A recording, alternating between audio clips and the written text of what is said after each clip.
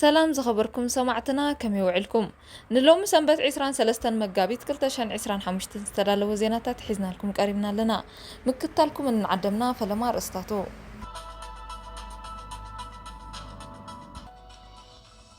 ኢትዮጵያን ኤርትራን ወጥሪ ምብጻሕ ቀይሕ ባሕሪ ምፍታሕ ዝተገብረ ዝርርብ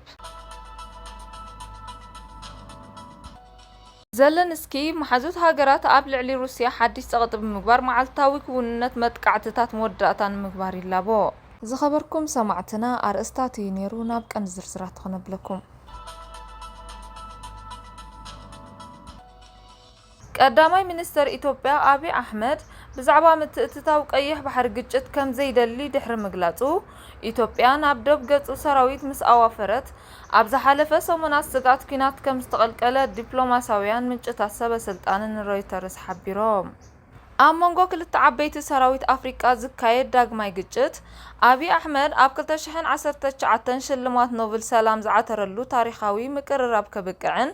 ኣብቲ ድሮ ብሰንኪ ውድቀት ኩናት ሱዳን ዝቃለስ ዘሎ ዞባ ሰብኣዊ ሓደጋ ከጋጥምን እዩ ፕሬዝደንት ዩክሬን ዘለንስኪ ኣብ ዝሓለፈ ሰሙን ዝተሰማምዕሉ ከፊላዊ ተኽሲ ደው ምባል እኳ እንተሃለወ ኣብ መላእ ሃገሩ መጥቃዕቲ ሩስያ መዓልታዊ ኩንነት ከይኑ ይቕጽል ከም ዘሎ ገሊጹ ንሱ ነቲ ብውሕዱ 3 ሰባት ዝሞትሉ ናይ ሓደ ለይቲ ሰብ ኣልቦ ነፈርቲ መጥቃዕቲ ከምኡውን ሩስያ ኣብ ደቡባዊ ዩክሬን ከተማ ዛብሪዚያ ዝካየድ ዘሎ መጥቃዕቲ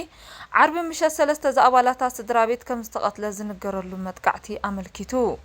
ነዚ ኣድማታትን ነዚ ኩናትን መወዳእታን ምብጻሕ ሓድሽ ውሳኔታትን ሓድሽ ጸቕጥን ኣብ ልዕሊ መስኮ ከም ዘድሊ እውን ደጊሙ ሓቢሩ